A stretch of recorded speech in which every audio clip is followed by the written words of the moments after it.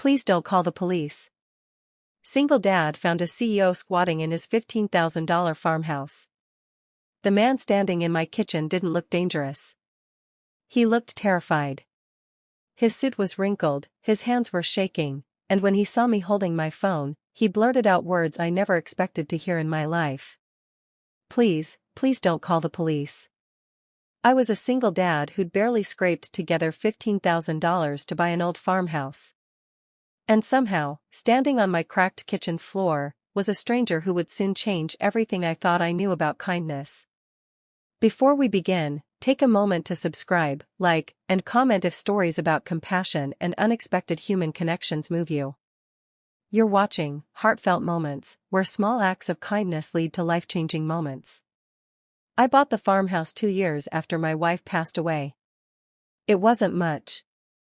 The roof leaked when it rained, the paint peeled like old sunburned skin, and the floors creaked like they were complaining about every step.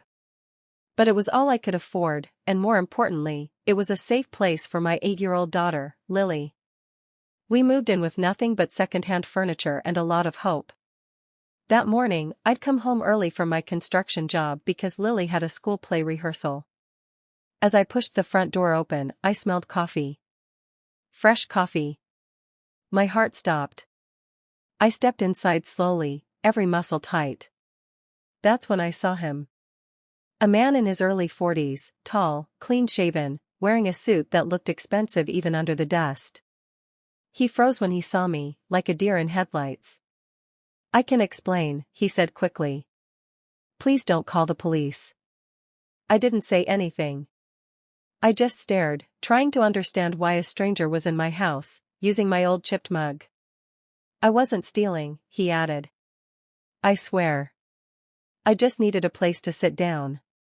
I finally lowered my phone. My name's Tom, he said. I know how this looks. I asked him why he was there. He took a deep breath, then something in him cracked. He told me he'd been walking for hours. He said his car broke down on the highway and his phone died. He saw the farmhouse, noticed it looked empty during the day, and came in to rest. He said he hadn't slept properly in weeks. That was when I noticed his eyes. Red. Exhausted. The kind of tired you don't get from missing one night of sleep. I should have kicked him out. I should have called the police. That's what logic said. But kindness whispered something else. I made another cup of coffee and slid it across the table. You hungry? I asked. He looked shocked. Then relieved. Then embarrassed. He nodded. As he ate a simple sandwich, he told me the rest. He was the CEO of a tech company worth millions. On paper, he had everything. In real life, he was drowning. His company was facing lawsuits. Investors were pulling out. His marriage had ended quietly and painfully. He said he woke up every day feeling like he was failing at everything.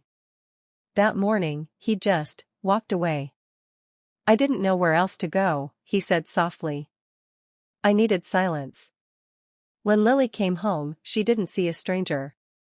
She saw a tired man sitting alone. She smiled and said, "Hi. Do you want some water?" Tom's eyes filled with tears. After a while, he stood up and apologized again. He offered me money. A lot of it. I refused. You can stay a bit longer, I said. Just rest. He stayed on the porch for an hour, staring at the fields.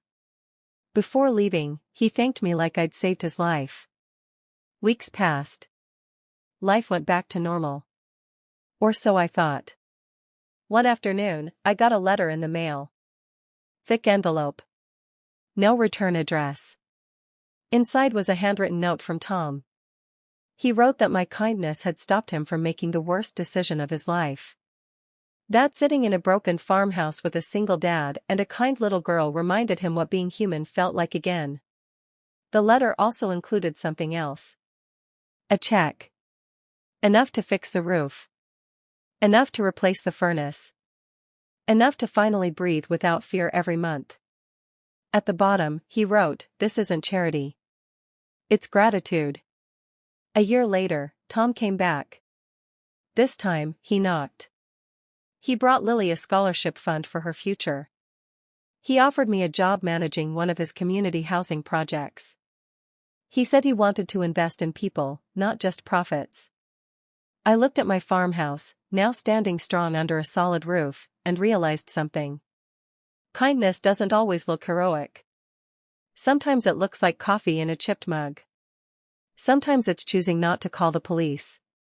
Sometimes it's seeing a human before a label. That day, I thought I was helping a stranger. In reality, we saved each other. And maybe that's the quiet power of kindness. It doesn't shout. It doesn't demand credit. It simply shows up when someone needs it most. If this story moved you, let it remind you that you never know who's standing in front of you, or what they're carrying inside.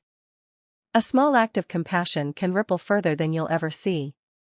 Go out today and be kind. You might just change a life, including your own.